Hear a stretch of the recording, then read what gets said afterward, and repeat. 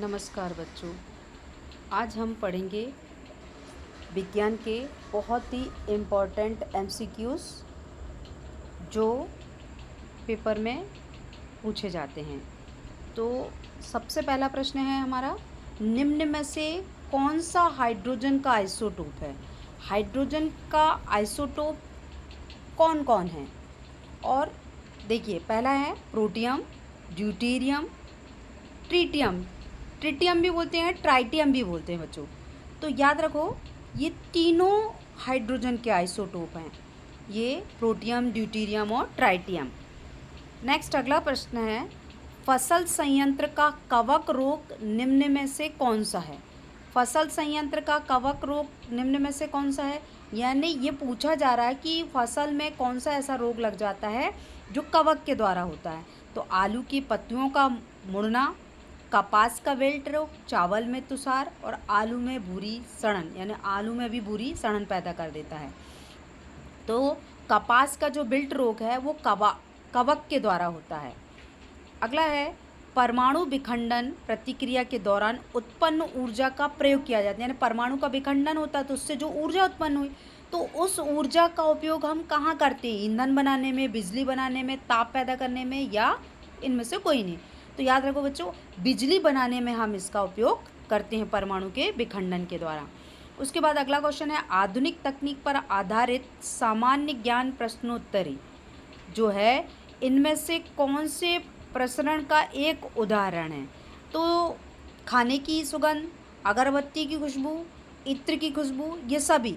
तो याद रखना, इनमें से जो प्रसरण का मतलब ये होता है परासरण। मतलब यदि जो अगर अगरबत्ती है तो वो दूर तक खुशबू फैलाएगा, तो वो प्रसारण का है। प्रसारण जो होता है, परासरण, तो उसके द्वारा क्या होता है, खुशबू एक जगह से दूसरी जगह जाती। तो खाने की भी सुगंध हमें आ जाती है, अगरबत्ती की भी खुशबू आ जाती है, इत्र की भी खुशबू आ जाती है। तो उपरोक्त सभी।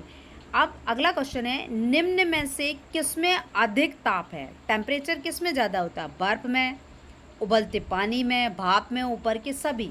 तो याद रखना, भाप में टेम्परेचर ज़्यादा होता है। हम यदि गर्म पानी से जलते हैं तो उसमें कम फूले पड़ेंगे, पर अगर हम भाप से जलते हैं तो उसमें फूला अधिक पड़ेगा और वो बहुत ही ज्वलनशील होगा।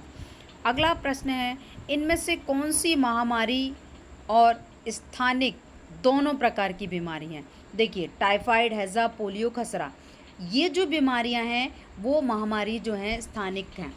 तो ये इनमें से कौन सी सबसे ज़्यादा खतरनाक है? देखिए, जो हैजा जो है वो बीमारी इस तरह की है कि इसमें बहुत ही स्थानिक रूप से प्रभावित करती है, तो इसीलिए ये बहुत ही ज़्यादा खतरनाक भी है।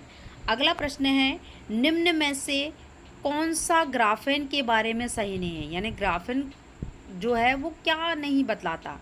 तो याद रखना बच्चों, जो ग्राफेन जो है वो 3 डायमेंशनल स्ट्रक्चर नहीं शो करता।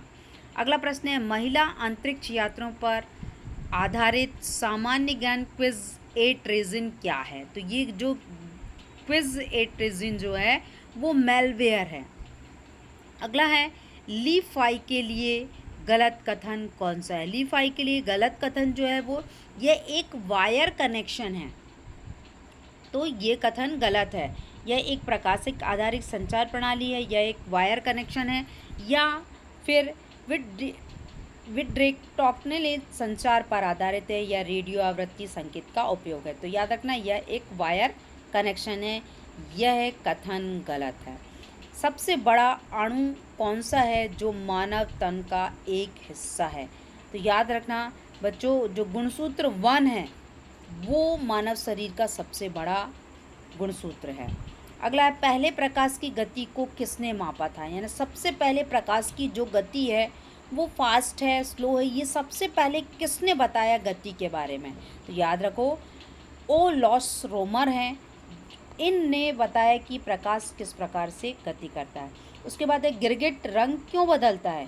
गिरगिट जिस भी शाखा में बैठता है वो उस रंग का हो जाता है, तो वो किस कारण से हो जाता है? तो गिरगिट में जो रंग का बदलाव होता है वो गर्मी जो प्रबंधन के लिए रंग बदलते हैं।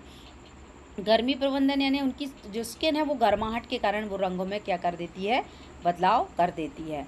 नई प्रौद्योगिकी से संबंधित नवीनतम शोध पर आधारित सामान्य ज्ञान प्रश्नोत्तरी जो है कि जो 13K की इकाई को निम्न में से क्या मापने के लिए प्रयोग किया जाता है।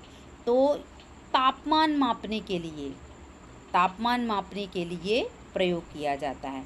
विटामिन B1 की कमी से कौन सी बीमारी होती है। तो विटामिन B1 की कमी से बेरी रोग होता है।